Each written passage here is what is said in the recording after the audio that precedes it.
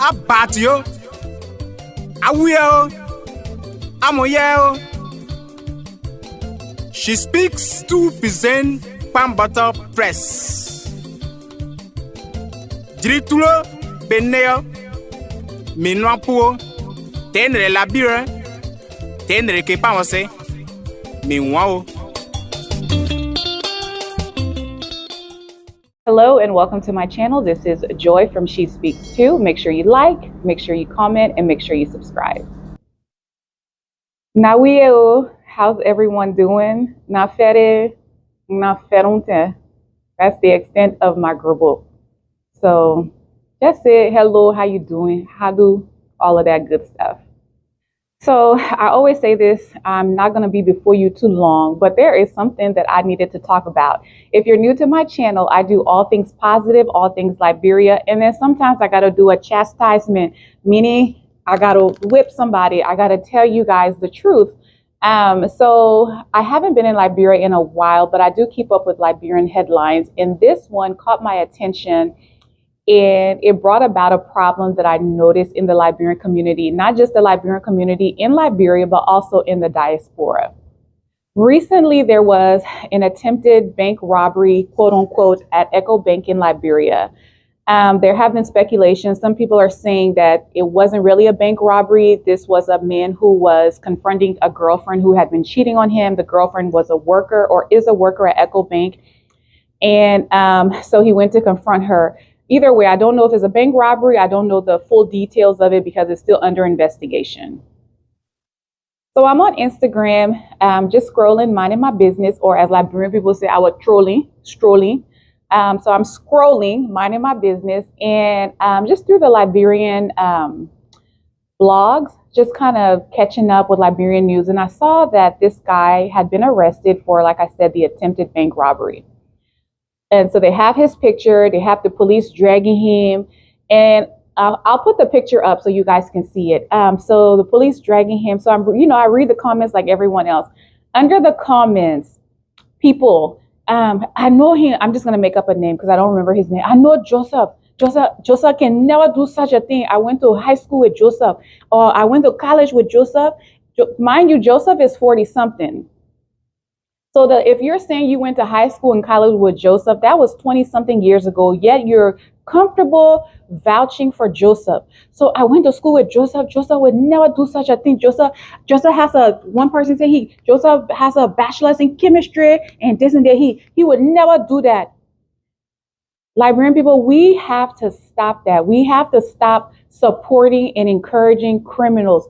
So I read the comments. I'm like, it's never a close friend who was just with Joseph that weekend. It's never Joseph's siblings. It's never Joseph's relatives. It's always people that haven't seen Joseph but will vouch for Joseph's character. We said Joseph would never do such a thing. Meanwhile, they released the video of Joseph attacking the lady in the bank within her office. So I'm not sure if it was an attempted bank robbery or if he knew her. The tape is too violent, in my opinion, to show here. They got him plain as day on there. Same clothes he was being dragged with, arrested with. I will show a screenshot of the video.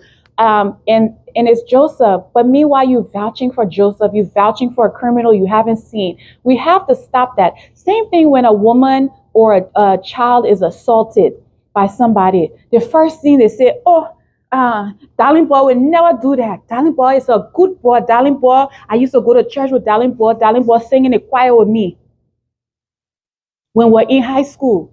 Meanwhile, Darling Boy is like 48. So the last time you saw Darling Boy, you sung in the choir, but you're vouching for his character. We need to stop supporting criminals. We need to stop saying, I know him. He would never do that. There's a domestic violence between a husband and a wife. And Matthew too quiet. I know Matthew to be like that. I don't know him to be like that. Let me give you an example. I have a friend who, I'll use the word friend loosely, who was married to a guy and they got divorced. So I called her, this was years ago. I called her to find out what happened, how is she doing, everything okay? And she basically told me this guy was an alcoholic. This guy was draining their marital resources. He was cheating on her, and was an alcoholic, and he was no good to her and her newborn child.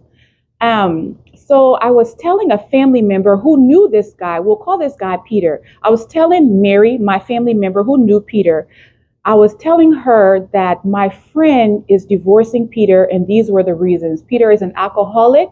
Peter is cheating. Peter does not have good character. This is from the wife who living with Peter, who's telling me, who better to know? There are two sides to every story. Not saying my quote unquote friend is 100% right, but she's telling me this story. You can hear the emotion in her voice. So Peter will have his own story, but the gist of it, the foundation of it is true. Peter is drinking. Now, as far as their interaction in their home, it could be toxic. She could have her ways, but she laid out the foundation. She laid out the facts. I'm telling Mary, my family member, Mary said, Peter is not like that. You know when Mary knew Peter? She knew Peter in 1990 after the war in Ivory Coast. That when she knew Peter, that the Peter she's vouching for, now to say Peter is not like that. Peter got good character. I don't know Peter to be like that. The last time you saw Peter, he was a refugee in Ivory Coast. And now Peter, you were the woman telling you about her home life with her husband, and you telling me that you knew Peter in Ivory Coast after the war. We have to stop that. It is so annoying to me. So in America, there's a version of it, but it's not as toxic. In America, a neighbor will unalive his whole family. Then you go to the next door neighbor, they say, I never knew anything was going on. Bob was such a great guy. They're not saying Bob would never do it. They're just saying they're shocked because what they knew of Bob was that he was a great guy. But in Liberia, we take it a step further. Peter would never do that. I knew Peter when primary school at demonstration in the 5th grade. I knew Peter. Why? Why are we doing that? I did a previous video about the woman from Canada who came to Liberia and built her house. And within a short period of time, she was attacked and unalived. And I use the word unalived on YouTube because certain words will get your videos taken down because it's too graphic, XYZ. And that's why I can't even play the Echo Bank. I won't play the Echo Bank video. I'll just do a screenshot to show you this man standing over this woman attacking her. So anyway, what was I talking about? Oh, the woman in Canada built her house. I did the video before this one is the woman who built her house in Canada. The woman from Canada built a house in Liberia. Came to Liberia within a short period of time, she was unalived. They said there were 3 prime suspects. Said she had just broken up with a boyfriend. According to her family, had just broken up with a boyfriend. She had a new boyfriend, and she had just had a land dispute where the person, I think she won the case, but the person threatened her. So there was 3 primary suspects. Regardless of who the suspect was, this crime was brutal. This happened on this woman's property. The comments, Liberian people, I read the comments, Liberian people, well, that's what happened when you put somebody, even someone even made a video saying, you never know, and when you're going too far with people, how they can react. So you got to be careful. The victim needs to be careful. The victim needs to be careful. Things happen. People cheat. People do things. And yes, people snap in the heat of emotions. But the victim needs to be careful. Yeah, so she was cheating. So if a woman is cheating, that is basis for assault, attack, to unalive. We have to change that mentality. A woman is SA'd, assaulted, and John is he's a deacon in my church.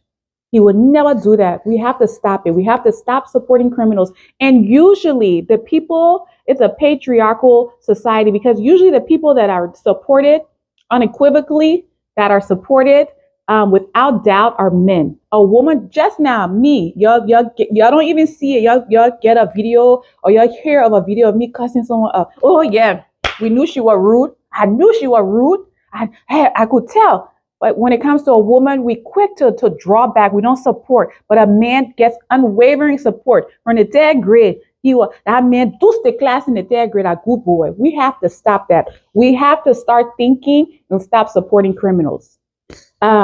Yeah, I was passionate about this because I've had personal experience with this. So, as we always do, give me your thoughts in the comments. And this is Joy from She Speaks Too. Make sure you like, make sure you comment, and make sure you subscribe. And I will see you later.